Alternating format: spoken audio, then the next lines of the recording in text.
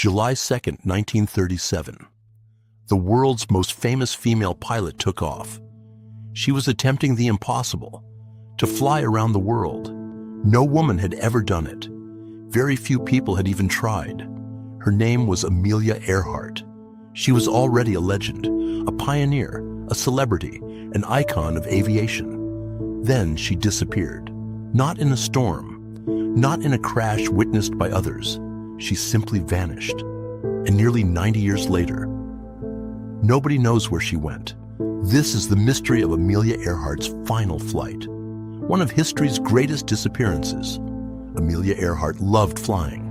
She broke records, crossed oceans, inspired millions. In 1932, she became the first woman to fly solo across the Atlantic. The achievement made her world famous. But she wanted something bigger, something historic, a flight around the world. Nearly 47,000 kilometers.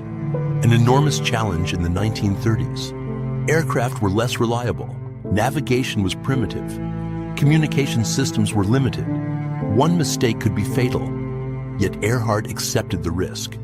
Her aircraft was a Lockheed Electra, a twin-engine airplane modified for long-distance flights. Extra fuel tanks were installed. Every kilogram mattered. Her navigator was Fred Noonan, an experienced flyer and one of the world's best navigators. He had guided flights across the Pacific. If anyone could find tiny islands in a vast ocean, it was Fred Noonan. The journey began in 1937. There were delays, there were setbacks. One earlier attempt ended in an accident, but Earhart refused to quit. A new attempt was organized. This time, they would fly eastward, across South America, across Africa, across Asia, across the Pacific. The journey was long, exhausting, dangerous, yet they kept going, leg after leg, airport after airport. Then they reached New Guinea. Only one major stage remained, the Pacific crossing. Their next destination was Howland Island, a tiny island, barely 2.5 kilometers long, a speck in the ocean. Finding it would be like finding a grain of sand inside an endless sea. The United States prepared for their arrival. A Coast Guard cutter waited nearby. Its name was Itasca. Its crew was ready. Fuel, communication, navigation assistance, everything was prepared. Then came July 2nd. Amelia Earhart and Fred Noonan departed New Guinea. The flight should have taken about 20 hours. At first, everything seemed normal. Radio messages were received. Earhart reported her position. The weather appeared manageable. Then problems emerged. Communication became difficult. Signals were weak. Some messages were broken. The aircraft could hear Itasca, but Itasca could not always hear the aircraft clearly. Confusion increased. Time passed. Fuel continued to burn. Then came one of the most famous messages in aviation history. We must be on you, but cannot see you. Another message followed. We are running north and south. Then, silence. Permanent silence.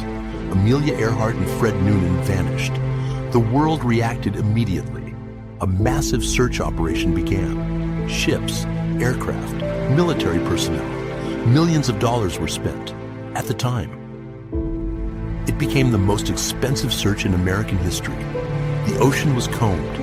Thousands of square kilometers were examined. Nothing. No wreckage, no oil slick, no bodies, no aircraft, nothing. The mystery had begun. The most accepted theory is called crash and sink.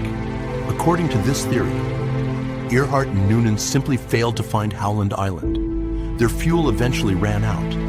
The Lockheed Electra crashed into the Pacific, then sank. It sounds reasonable. In fact, most historians accept this explanation. But there is one problem. No aircraft has ever been found. Despite decades of searching, despite advanced technology, despite multiple expeditions, nothing. And that absence of evidence created other theories. One of the most famous involves an island called Nikumaroro, a remote coral atoll, nearly 600 kilometers from Howland. Some researchers believe Earhart reached it. Perhaps she landed on a reef. Perhaps she survived for days, or even weeks. Several clues support the theory. Old photographs, radio transmissions, human bones discovered decades ago, fragments of objects. Some may have belonged to a woman. Some may have come from an aircraft, but none provide definitive proof. The bones are gone. The evidence remains disputed, and the mystery continues. Then came another theory, the capture theory. According to this idea, Earhart accidentally flew into territory controlled by Japan. She and Fred Noonan were captured, perhaps imprisoned, perhaps executed. Stories emerged after the war. Some witnesses claimed they saw her. Others claimed they saw her airplane. Books were written. Documentaries were made. Yet hard evidence never appeared. No documents, no photographs, no confirmed testimony. Historians remain skeptical. Then there was an even stranger claim, that Amelia Earhart survived, returned to America, and lived under another identity. The theory fascinated the public, but evidence was weak, very weak. Most experts reject it entirely. Still, the theories never disappeared, because the human mind dislikes mysteries, especially unsolved ones, and Amelia Earhart became one of the greatest unsolved mysteries of all. Then another question emerged. How could two experienced aviators disappear completely? Fred Noonan was an expert navigator. Amelia Earhart had completed most of the journey successfully, yet one small island defeated them. Perhaps the answer lies in mathematics. Howland Island was tiny. Navigation errors accumulate. Clouds interfere with observations. Radio misunderstandings create confusion. Even a small mistake can become catastrophic, especially over the Pacific, where there are no landmarks, no mountains, no cities, only water, endless water. And perhaps that is why the mystery endures, because it feels impossible. A famous pilot, an experienced navigator, a massive international search, and still no answers. Over the decades, countless expeditions have searched for the aircraft. Robotic submarines scanned the seafloor. Researchers explored remote islands.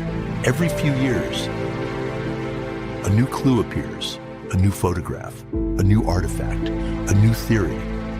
Then the excitement fades, and the mystery remains. Amelia Earhart became more than a pilot. She became a symbol of courage, of exploration, of human curiosity, and perhaps of uncertainty itself. Because some journeys never truly end. A woman took off to make history.